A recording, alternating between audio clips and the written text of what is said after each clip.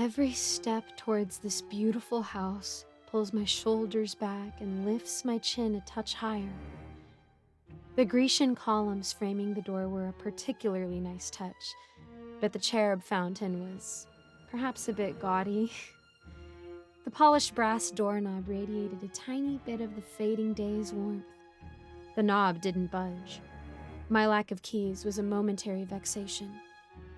I walked around to the back entrance across the soft Kentucky bluegrass, paying no mind to the sprinklers, dousing my suit. The yawning French doors in the back invited me in, and I'm not one to ignore a polite invitation. Manners being a lost art and all. I wandered the study, my fingers investigating the first editions along the shelves. The liquor cabinet beckoned, and being an individual of certain excesses, I indulged it.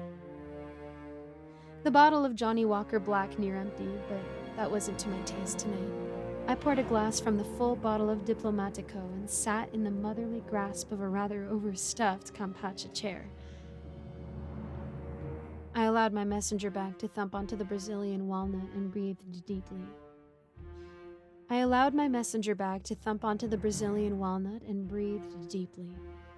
The scents of wood and leather, the notes of fruit from the rum, the cool and welcoming shadows of a room lit only by the rising moon. I felt comfort, for the first time in many years. My eyes were heavy, and sleep, my former lover, came whispering closer.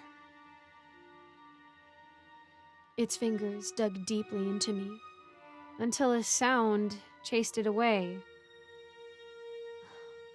It was the front door opening. The glass was forgotten, and the tension coiled through my body, banishing the relaxation I had indulged in. I sat, waiting, until a sound chased it away.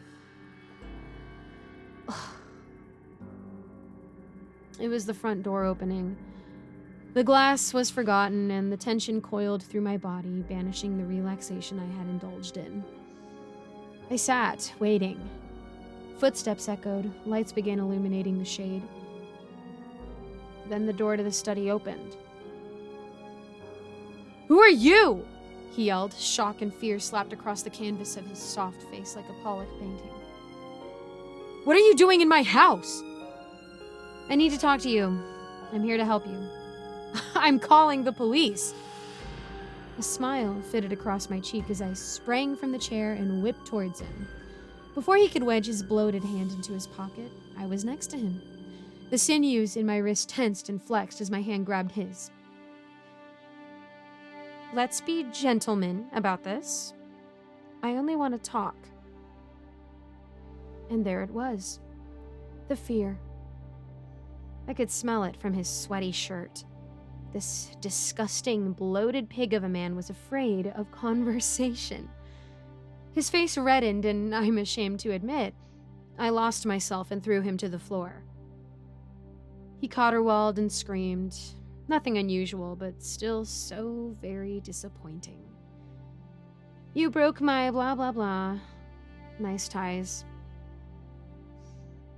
Niceties were being abandoned now. The game was afoot.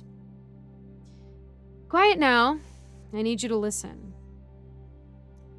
He sobbed, and I'm genuinely sorry to say that I struck him more than once, until the weeping turned to moaning, until he was ready to listen.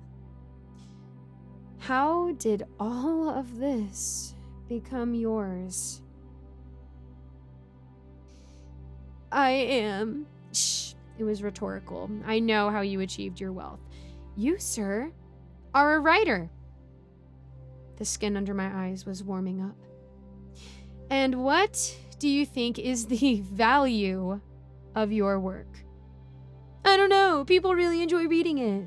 The Pollock comparison was becoming more true as the blood from his lips and nose made hunting trails down his jowls. "But it's bland, lifeless, soulless. Your writing is the filth that should die and fester so that better voices can blossom.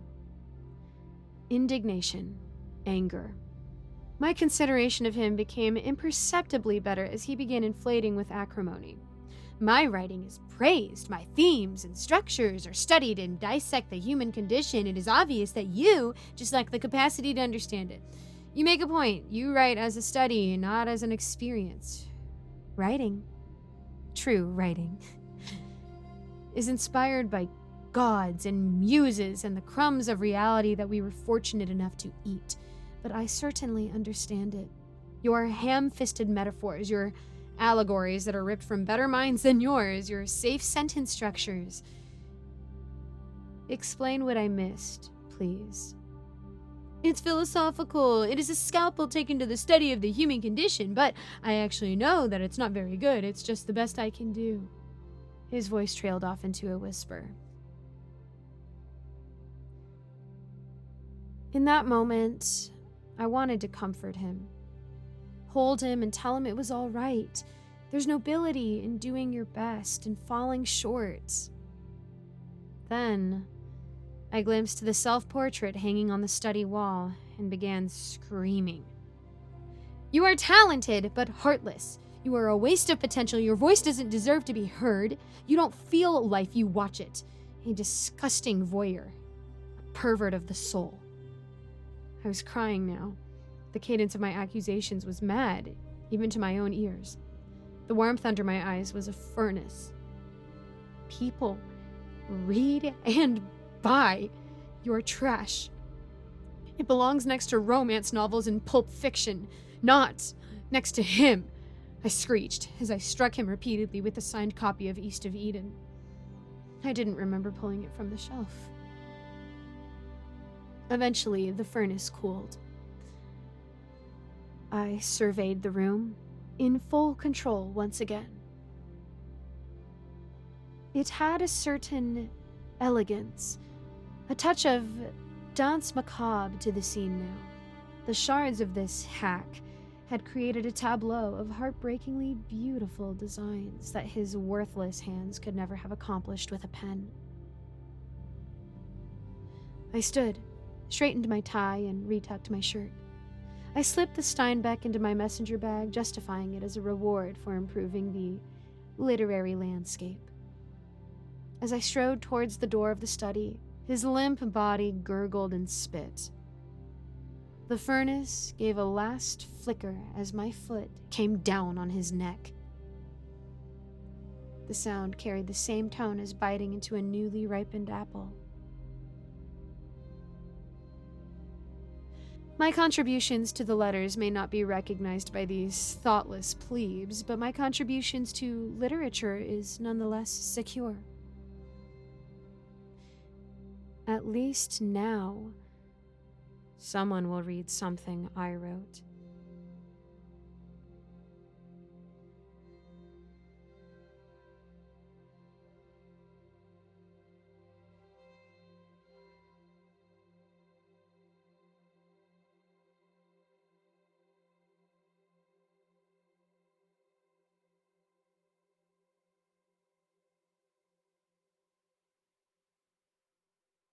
Thank you so much for listening to my narration of this wonderful story. Don't forget to support the author, which I have linked in the description, as well as the original story.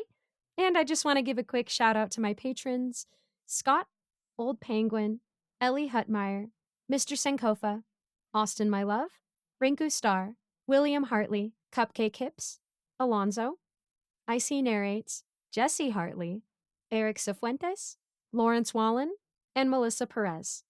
I also try to link a different charity or a different cause every month and maybe a little more.